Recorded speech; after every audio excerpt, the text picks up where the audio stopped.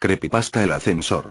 Todo ocurrió una tranquila noche de verano, de esas en las que, aunque la temperatura es buena y da ganas de ir un largo paseo bajo la luz de las farolas, da la sensación de que todo el mundo se ha puesto de acuerdo para encerrarse en casa. Eran, más o menos, las 4 de la madrugada. Había pasado varias horas vagueando ante el ordenador, así que decidí que era momento de estirar los músculos haciendo algo de ejercicio, bajando a la calle para tirar la basura y fumar un porro, me calcé unas zapatillas de deporte, me dirigí a la cocina, saqué la bolsa del cubo y le hice un par de nudos. Tras cerciorarme de que no olvidaba llaves, mechero ni porro, cerré la puerta del piso y me dirigí escaleras abajo. Habría podido elegir tomar el ascensor, pero, teniendo en cuenta que a esos cacharros les suele dar por pararse de golpe, habría sido un error quedarme encerrado dentro con la única compañía de una maloliente bolsa de basura. Recorrí los pocos metros que separaban mi portal de los contenedores, disfrutando del ambiente de soledad que reinaba en mi calle, unido a la tenue iluminación y la invisible caricia procedente del asfalto caliente bajo mis pies. Tras meter la bolsa en uno de los cubos, volví a mi portal y, antes de entrar, encendí un cigarrillo, disfrutando de cada calada, mientras oía en la distancia el sonido de ambulancias y coches acelerando. La banda sonora que suena de fondo cada noche en la gran ciudad que es Madrid. Mientras fumaba tranquilo mi porro, eché un ojo al gran edificio de viviendas que esperaba mi regreso. Un bloque levantado a finales de los años 60, con paredes de ladrillo rojizo, 6 alturas y una planta de garaje bajo sus cimientos, similar a los cientos de edificios que, en aquella época, el Ministerio de Vivienda construyó en toda España. Junto al portal, aún se conservaba la placa que daba fe de ello. Mis padres fueron los primeros dueños de la casa. Tras el paso de los años, su afán ahorrador les permitió hacerse con un chalet en las afueras, por lo que yo, siendo hijo único, tuve la suerte de pasar a ser el dueño, y único habitante, de la vivienda. Cuando me terminé de fumar el porro, lo tiré al suelo y entré en el portal. Por un momento, pensé en subir andando hasta el 5.º piso, donde vivo, pero la vagancia pudo más, así que llamé al ascensor. Cuando este llegó a la planta baja, entré en el habitáculo. Una de las curiosidades que tenía aquel edificio era dicho ascensor. No todos los bloques de viviendas de la época contaban con uno, y se consideraba una mezcla de lujo y suerte el poder llegar a casa en uno de estos chismes cuando se levantó el edificio. Esto hacía que la estructura fuese algo vieja. Sus paredes, sus espejos y su cuadro de botones tenían más de 50 años. Lo que más me llamaba la atención de este último detalle era el correspondiente al garaje. Había un botón para cada piso, excepto para el sótano, en cuyo lugar había una cerradura. Todos los vecinos teníamos copia de la llave. El motivo era, según los constructores, evitar que el cálido garaje se llenase de mendigos por las noches. Miré aquella cerradura con curiosidad. Aquella vieja cerradura. Entonces, una idea se me pasó por la cabeza. En lugar de pulsar el botón del 5.º piso, eché mano al manojo de llaves que había en mi bolsillo e introduje la llave correspondiente. Para acceder al sótano, había que girar la llave hacia la izquierda, pero, ¿qué ocurriría si la giraba hacia la derecha? Hice la prueba. Nada. La cerradura hacía tope, como era de esperar. Cabezota de mí, volví a intentarlo, girando con más fuerza. Con mucha más fuerza. En ese momento, de forma inesperada, la cerradura cedió, poniendo el ascensor en marcha. Sorprendido ante aquello, fijé los ojos en el indicador luminoso. Mientras el ascensor descendía, aquel paso de mostrar un 0 a mostrar un -1. Pero, llegado a este piso, el ascensor no se detuvo. Durante casi un minuto, el trasto continuó bajando, traqueteando y rugiendo como de costumbre. El indicador luminoso mostraba 2 guiones intermitentes. Entonces, de repente, el ascensor se detuvo y su puerta se abrió. Ante mis ojos se extendía un largo y estrecho pasillo, apenas más ancho que el propio ascensor. La iluminación procedente del interior de este no bastaba para iluminar aquel pasillo, que era engullido por una tenebrosa oscuridad, y no se apreciaban escaleras que llegasen allí desde un piso superior. «Hola». Mi voz retumbó por las paredes y desapareció en el oscuro espacio. A pesar de que la situación me imponía algo de respeto, la curiosidad ante el nuevo sótano recién descubierto pudo más. Decidido a investigar aquel lugar, encendí mi mechero y abandoné la protectora luz del ascensor. Me giré por un momento, y vi que, en aquella planta, no había botón para llamar al ascensor, sino una cerradura. Mosqueado, continué avanzando hacia la oscuridad. El ambiente era denso y húmedo, acompañado de una ligera fetidez. A unos 20 metros, el pasillo torcía hacia la derecha, desembocando en una galería a la que daban varias puertas, como en las cárceles que salen en las películas.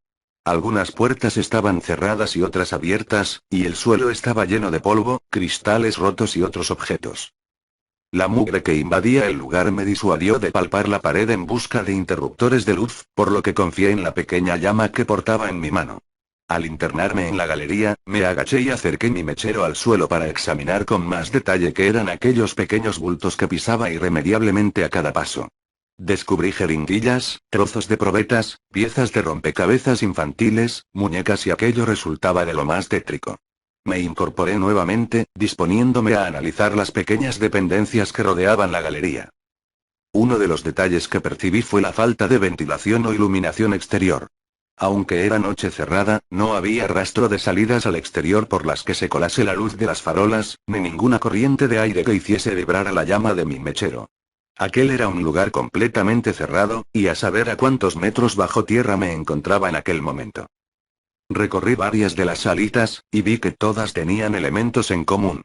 Pequeños, anticuados y oxidados camastros, mesitas y sillas. Y material médico. El lugar estaba infestado de gasas, correas, pastillas desperdigadas por el suelo y aquello parecía un hospital en miniatura.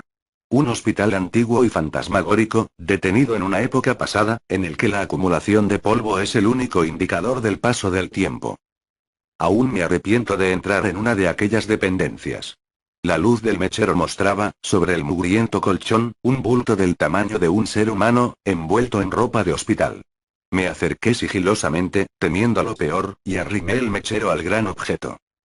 El aumento de luz mostró una escena horripilante. Rodeado de heces y manchas de orina, se mostraba ante mí un cadáver humano en posición fetal que me daba la espalda. El hedor era insoportable.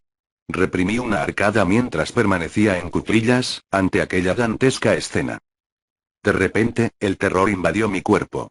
Aquel cuerpo se giró de forma brusca y, lo que en principio había clasificado como humano, mostró ser algo diferente, indefinido e indescriptible.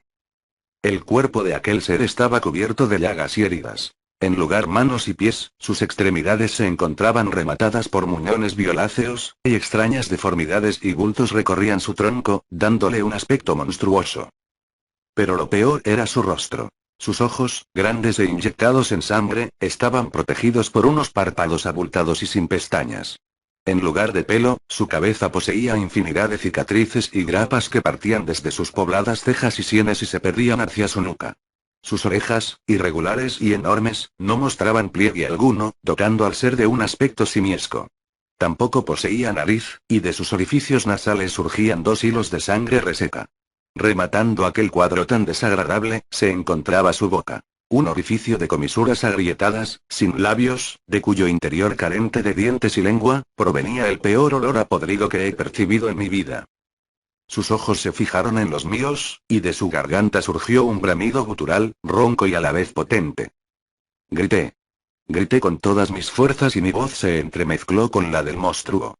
Teniendo en cuenta la postura en la que me encontraba, caí de espaldas sobre el mugriento suelo, y el mechero se escapó de mi mano, dejando el lugar en la más absoluta oscuridad.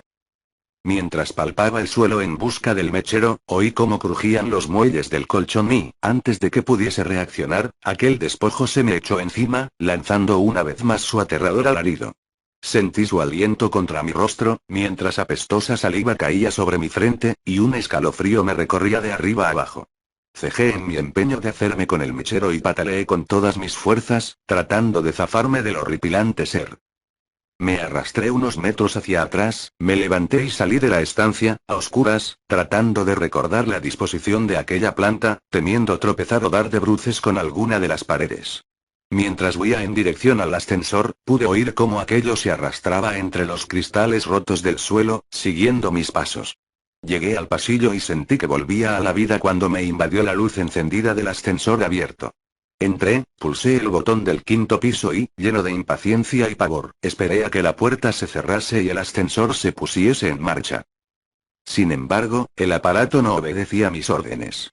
Aunque el botón del quinto piso estaba encendido, la puerta no se cerraba.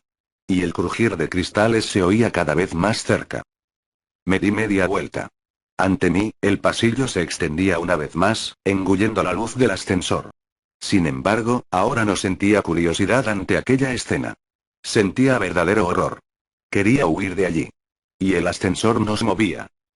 De repente, se hizo el silencio. Estaba tan aterrorizado que todos mis músculos se agarrotaron. En ese momento, el ser surgió del pasillo oscuro, arrastrándose con una velocidad y una pericia insólitas. Venía hacia mí, mientras gruñía, jadeaba y chillaba como ninguna criatura conocida. Apreté repetidamente el botón del quinto piso, con pulso tembloroso, mientras el miedo me hacía llorar y la criatura se aproximaba rápidamente. Cuando estaba a punto de entrar en el ascensor, agité mi pierna ante él, lo que le hizo retroceder atemorizado, sin que apartase la vista de mis ojos en ningún momento. En ese instante, las puertas se cerraron y el ascensor comenzó su ascenso. Fijé la vista en el indicador luminoso. Los dos guiones parpadeantes dieron paso a un -1, luego a un 0, un 1, etc. Algo más calmado, me miré en el espejo y fui consciente de mi aspecto. Mi rostro estaba cubierto de una mezcla de baba y mucosa sanguinolenta, mezclada con mis propias lágrimas. Cuando quise pasar el dorso de la mano por mi frente, descubrí que mis ensangrentadas palmas estaban llenas de cristales rotos, y comencé a sentir su dolor. Minutos antes, en aquel segundo sótano, el miedo no me había permitido ser consciente de cómo se habían clavado en mi piel. Llegué a casa y entré corriendo al baño. Los recientes recuerdos de todo lo que había ocurrido allí abajo se agolparon en mi mente, y no pude evitar arrodillarme ante el váter y vomitar la cena. Me di una ducha más larga de lo habitual, aún invadido por el asco, curé las heridas de mis manos, y esperé a que llegase el día, incapaz de dormir. A la mañana siguiente, cuando la luz del día se llevó todos mis miedos, llamé a un amigo que vivía en uno de los edificios cercanos. Dicho edificio era similar al mío. Construido en la misma época, con la misma planta, y con un ascensor exactamente similar. Tras contarle la historia y soportar sus burlas, me aseguró que haría la prueba en su ascensor, y que me llamaría para contarme qué había ocurrido en su caso. Esperé su llamada intranquilo y, a los pocos minutos, sonó el teléfono. Era él, y su voz sonaba entrecortada y temblorosa. Bajo su casa también había un segundo sótano, húmedo y maloliente. Sin embargo, él no se había atrevido a adentrarse, y no tenía intención de hacerlo. No pienso volver a coger ese ascensor en mi puta vida. Eso fue lo que me dijo. Y la verdad es que su opinión coincidía al 100% con la mía. A pesar de nuestros temores, nos decidimos a investigar sobre el asunto. Así, dimos con el que fue por aquel entonces presidente de la constructora encargada de levantar los edificios. Hoy en día un ajado anciano con un pie en el cementerio. Tras varias reticencias, nos explicó el porqué de aquellos sótanos secretos. En 1966, la recién inaugurada central nuclear de Zorita, en Guadalajara, había sufrido una grave fuga en uno de sus reactores, provocando una nube radiactiva que se extendió por los pueblos de los alrededores. El régimen franquista no podía permitir que la opinión pública tuviese noticia de un fallo en su primera instalación nuclear, por lo que contactó con las parejas jóvenes del lugar, ofreciéndoles trasladarse a Madrid, a los inmuebles en los que mi amigo y yo vivíamos, pues a pocos metros se encontraba un hospital que podría seguir la evolución de dichas parejas y los hijos que pudiesen tener en el futuro. Para disimular aún más la situación, vendieron algunas de las viviendas a gente corriente que no tenía nada que ver con el incidente, como mis padres, o los padres de mi amigo, por ejemplo. Sin embargo, la intención del régimen era muy distinta.